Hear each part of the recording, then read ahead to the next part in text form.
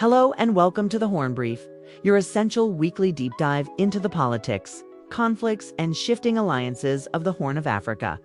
I'm your host. Today is July 1st, 2025, and we're starting with a major development out of Asmara. The Eritrean Ministry of Information, known for its potent and often fiery editorials, has just released a statement that's sending ripples across the region. It's a direct and scathing response to what it calls a campaign of deception, lies, and defamation by the Ethiopian government. The timing, as we'll discuss, is critical. With ongoing internal pressures within Ethiopia and the rhetoric around sea access having reached a fever pitch over the past year, this statement feels like a line being drawn in the sand. We're going to do two things today. First, I'm going to read the entire statement verbatim, exactly as it was released. It's important to hear the language, the tone, and the specific arguments they're making.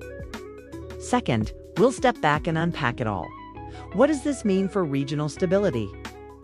What are the strategies at play, and where do we go from here? So, let's get straight to it. This is the full editorial from the Eritrean Ministry of Information released today, titled, "The Whip Whips Itself and Then Cries Out." A foolish person exacerbates problems, complicates them, and makes them more conflict-provoking. A wise person, however, boldly guides them in a better direction. Albert Einstein, at a time when the Prosperity Group is deeply troubled by internal problems. It has chosen the strategy of fleeing forward. In a state of desperation, it has been sending letters accusing Eritrea to various international bodies, starting with the United Nations. Using deception, lies, and defamation to complicate issues and create pretexts for the wars it intends to ignite. The situation is like the Arab proverb says, "He hit me and cried, then rushed to accuse me first." This strategy is not a new phenomenon. It is recalled that the current chief of the General Staff of the Ethiopian National Defense Forces said in an interview, during the 1998 Ethio-Eritrean War, "Although we were the ones who started the attack. When we heard it said that the Eritrean army had attacked us, we were extremely ashamed by the situation, thinking, does the government also lie? Who can forget the Prosperity Group's warmongering campaign of the past 2 years? The issue of sea access is a matter of existence for Ethiopia. If not by peaceful means, we must have sea access by force. During the eras of Emperor Minilik, and to some extent the Derg and EPRDF, we were unable to secure sea access. The opportune time is now. We cannot live as prisoners of geography. If you don't give us the sea, we will become a flood and take you. Because we are numerous in population, international law allows us to be owners of a sea outlet. It is not fair for a large country to be landlocked. Eritrea's independence is not legal. The Ethiopian people did not cast their vote in the referendum. The port of Aseb is ours. We will reclaim it soon. We will implement a development corridor in Aseb. The list of this delusion is endless. While all this provocation and threats that infringe on Eritrea's sovereignty disparage the arduous history of the Eritrean people and incite war were spreading, it is well known that Eritrea refrained from the futile media and diplomatic campaigns and conducted itself with dignity. As has been seen repeatedly throughout history, Ethiopian governments, rather than solving their problems directly and concretely, rush to accuse Eritrea in order to deflect the problem from internal to external. But today, it is not possible to deceive the Ethiopian people with this outdated and failed tactic and lead them into the fire. The facts that must be known are: Eritrea does not hold a single inch of land beyond the Tannan national border, demarcated by the Boundary Commission's decision and depicted on world maps. This is a truth well understood by anyone who believes in justice and truth.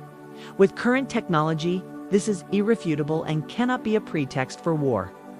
The leveled accusation claims after the Pretoria peace agreement was signed. The Eritrean government, seeing the conflict in northern Ethiopia as a good opportunity to weaken Ethiopia, has chosen to follow an extremely aggressive path. This is an absolute lie. In general, Eritrea's position regarding internal problems, whether in Ethiopia or other countries, has long been repeatedly stated, is clear and is unambiguous. This position is to refrain from interfering in internal affairs and from unnecessary meddling, and instead to encourage and support the stakeholders to find a lasting solution. Based on this principled belief, it is witnessed by all that Eritrean government has been clearly stating its views and principles that can ensure the peace and security of our region, and has been making concerted efforts through constructive engagement and practical actions to create a conducive environment that fosters brotherhood, equality, and cooperation among the peoples of this zone. When prosperity first came wearing a sheep's fleece, the unstinting support the Eritrean government gave was based on this same principle and noble objective. In conclusion, there are no problems that can be solved by sowing hatred between the neighboring people, by deflecting problems from internal to external, by igniting an uncontrollable civil war against one's own people, and by fleeing forward. Instead, it is necessary to strive for and encourage peace and cooperation among peoples, with broad-mindedness, without crossing red lines. As Aristotle says, building peace is a greater victory than winning a war. All right, that was the full statement. A lot to process there. Let's break it down with some professional analysis. I see 4 key themes here: the core accusation, the historical framing, the self-portrayal, and the ultimate warning. First, the core accusation. The entire premise of this editorial is what Eritrea calls the fleeing forward strategy.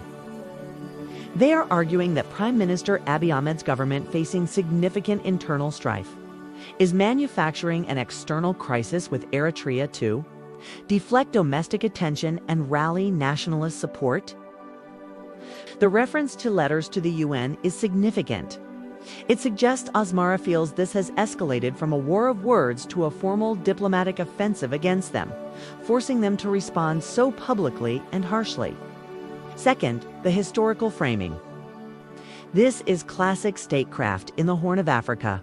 Notice the references: the 1998 war, Emperor Menelik, the Derg. This isn't just about the present. It's about embedding the current conflict into a long historical narrative of Ethiopian deception and aggression. The quote attributed to the current NDF Chief of Staff about the 1998 war is a masterstroke of political communication. It uses a source from within the Ethiopian establishment to validate the Eritrea's central claim that Ethiopia has a history of initiating conflict while claiming to be the victim. This is designed to sow doubt among Ethiopians and reinforce Eritrea's position internationally. Third, Eritrea's self-portrayal. Throughout this very aggressive statement, Eritrea paints itself as the patient, principled, and law-abiding actor.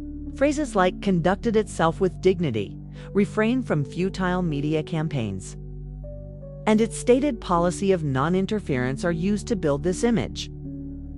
They are contrasting their supposed quiet adherence to international law, specifically the Border Commission's ruling, with what they call Ethiopia's delusional and warmongering rhetoric about sea access.